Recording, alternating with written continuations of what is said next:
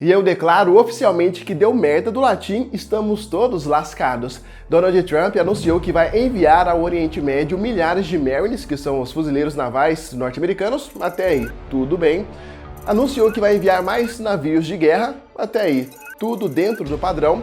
E começou a ficar estranho quando anunciou que vai enviar veículos de desembarque anfíbio. E para fechar com chave de ouro, anunciou o envio de quase 5.000 paraquedistas da 82ª Airborne. Ninguém envia para um território veículos de desembarque anfíbio e quase 5.000 paraquedistas, se não há uma mínima intenção de invasão territorial. E detalhe, toda vez que Donald Trump anunciou um movimento militar deste porte, precedeu algo grande. Para um bom entendedor, meia palavra basta. Eu sugiro que você assista este vídeo até o minuto final. E não se esqueça, por favor, do fundo do meu coração, eu peço humildemente o like, os comentários, a sua opinião e principalmente assista ao vídeo até o final. Toda vez que você assiste o vídeo até o final, além de você aprender, além de você sair daqui mais informado, você ajuda a mostrar ao YouTube que o conteúdo do canal Vamos Falar de História, que é 100% educacional, 100% informativo, tem relevância para a plataforma.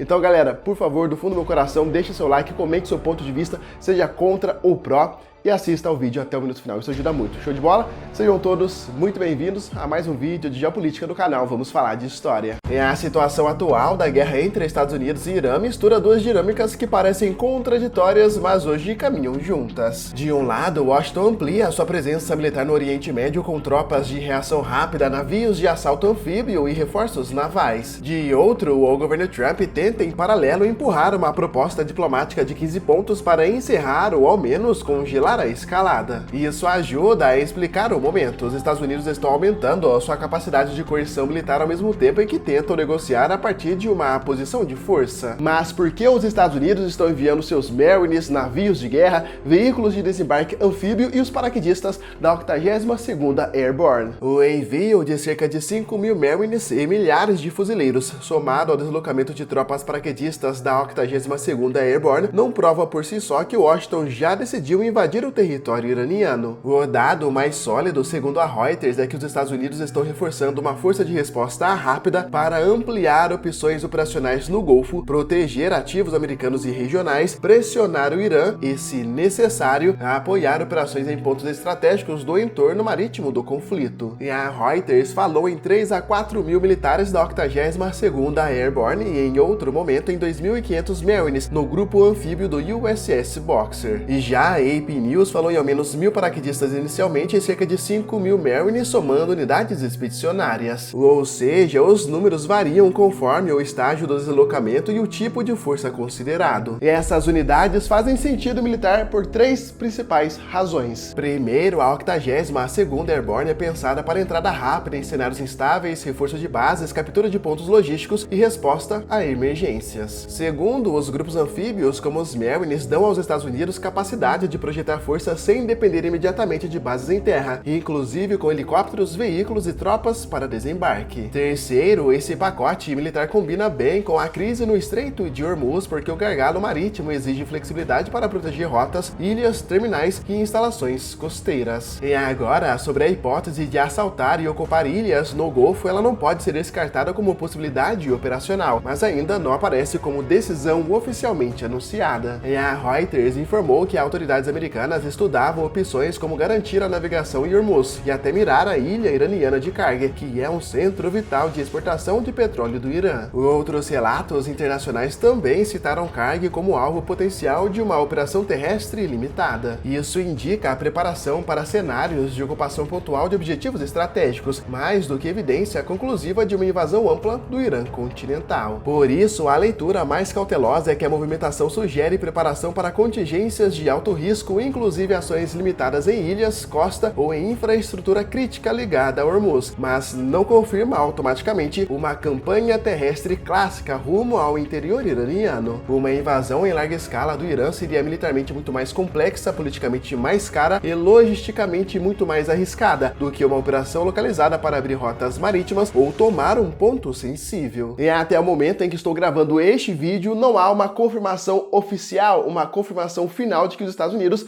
pretendem colocar suas tropas de forma ampla no território iraniano. É a forte relatos de que os Estados Unidos enviaram uma proposta de 15 pontos ao Irã, mas ainda existe ruído público sobre a forma como isso ocorreu e sobre o grau de aceitação interna dessa proposta inteira. E a Reuters informou que o Paquistão repassou a proposta americana ao Irã e aguardava a resposta oficial. E a AP News também noticiou a existência do plano transmitido por intermediários. Já o Kremlin disse não ter recebido informação que permitisse validar os relatos, e um porta-voz militar iraniano chegou a negar publicamente ter recebido esse plano. E então, de fato, o plano existe, mas o processo político dele está muito nebuloso. Dos pontos mencionados pelas agências e pela imprensa, os três mais importantes, na minha avaliação, são estes. O primeiro é a exigência de que o Irã interrompa o enriquecimento de urânio ou reduza drasticamente seu programa nuclear sob monitoramento internacional. E esse é um núcleo estratégico da proposta porque toca diretamente a principal preocupação americana e israelense. O segundo é limitar o programa de mísseis iraniano e reduzir ou encerrar o apoio a grupos aliados como o Hezbollah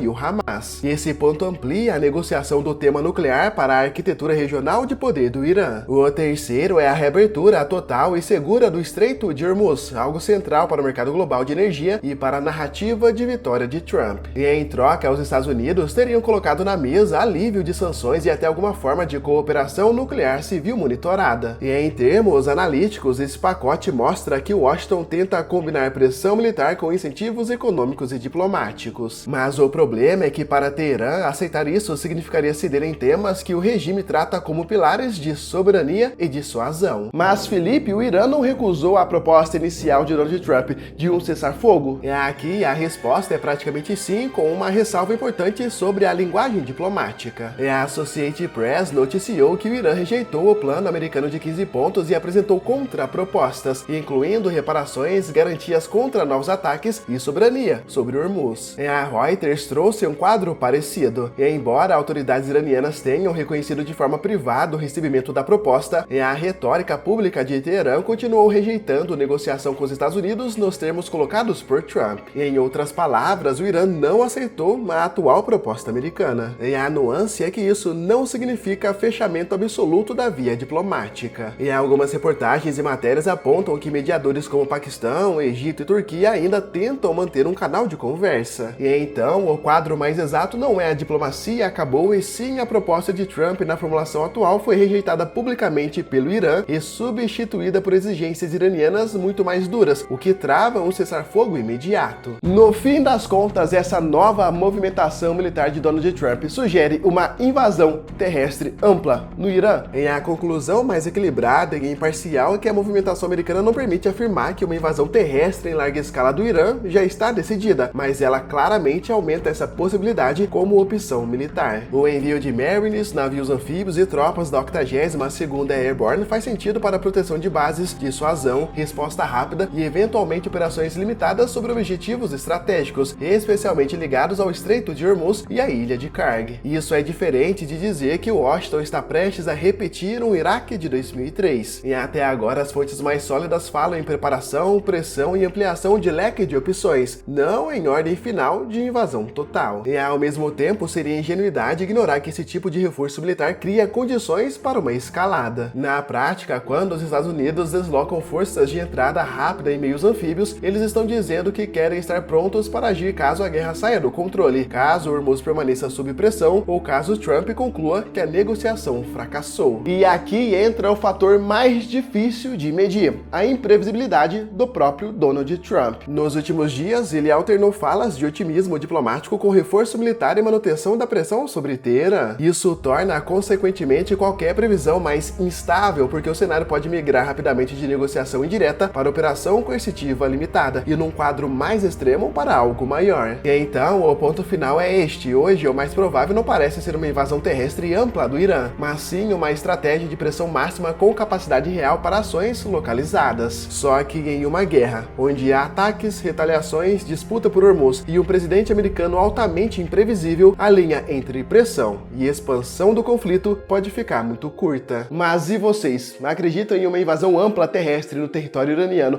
pelas tropas dos Estados Unidos? ou não? Trump não terá essa coragem, vai optar por algo mais diplomático. Comente aqui embaixo o seu ponto de vista pra gente debater e não se esqueça do seu like e muito obrigado de coração pra você que assistiu o vídeo até o final. Isso ajuda muito na divulgação do trabalho que é educacional aqui no YouTube. Por hoje é só, se Deus quiser nos veremos muito em breve aqui no canal Vamos Falar de História. E detalhe, eu peço desculpas pra vocês porque eu estou um pouco resfriado, então minha voz está um pouco estranha, mas já está passando. Por hoje é só, fiquem todos com Deus e se Deus quiser nos veremos muito em breve aqui no canal Vamos Falar de História. Até mais!